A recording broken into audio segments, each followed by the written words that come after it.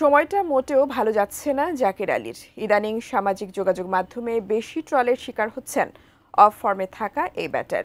বিষয়টি নিয়ে এবার কথা বলেছেন সঙ্গীত শিল্পী ও বিসিবির পরিচালক আসিফ আকবর। বিস্তারিত জানাচ্ছেন বদিউজ্জামান মিলন।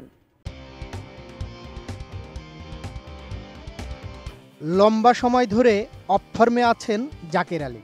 ব্যাটে রান না থাকলেও ভার্চুয়াল জগতে বেশ আলোচনায় এই উইকেট রক্ষক ব্যাটার। মাঠে ব্যাটিং কিংবা উইকেট কিপিংয়ের সময় অনবরত চুইংগাম চিবাতে থাকেন তিনি, যেটা নিয়ে বেশ বিরক্তই ভক্তরা।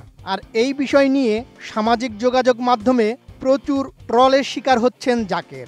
যদিও বিষয়টিকে নেতিবাচকভাবে নিচ্ছেন না সঙ্গীত শিল্পী ও বিসিবির পরিচালক আসিফ আকবর। এটা ভক্তদের ভালোবাসার বহিঃপ্রকাশ বলেই মনে করেন তিনি। পাশাপাশি বাংলাদেশ দলের প্রতিটি ভুল নিয়ে ভক্তদের সমালোচনাকেও ইতিবাচকভাবে দেখছেন আসিফ। তিনি বলেন, একটা চুইংগাম নিয়ে পুরো দেশ ব্যস্ত, একটা রান আউট নিয়ে পুরো দেশ ব্যস্ত। এটা হচ্ছে ভালোবাসার বহিঃপ্রকাশ, এটাও দরকার আছে।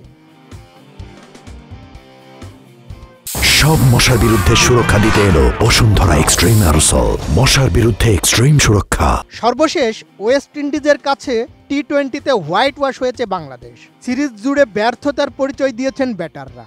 সর্বশেষ ম্যাচে বাংলাদেশের দেওয়া 152 রানের লক্ষ্য ওয়েস্ট ইন্ডিজ ছুঁয়ে ফেলে 5 উইকেট ও 19 বল হাতে রেখে।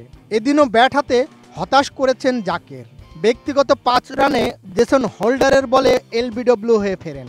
এর আগে সিরিজের দ্বিতীয় টি-20তে 18 বলে করেন 17 রান। জাকের আলীর চুইংগাম ইস্যুটি শুধু একটি সামাজিক ট্রেন্ডই নয়, বরং এটি ক্রিকেট ভক্তদের গভীর ভালোবাসা ও আগ্রহেরই একটি অন্যরকম বহিঃপ্রকাশ, যেমনটি দেখিয়েছেন গায়ক ও বিসিবি পরিচালক আসিফ আকবর। যদিও মাঠে জাকেরের পারফরমেন্স নিয়ে সমালোচনার শেষ নেই, তবুও একজন খেলোয়াড়কে কিভাবে সমর্থন ও সমালোচনার মাধ্যমে ঘিরে রাখে ভক্তরা, এই ঘটনা তারই একটি সেরা উদাহরণ।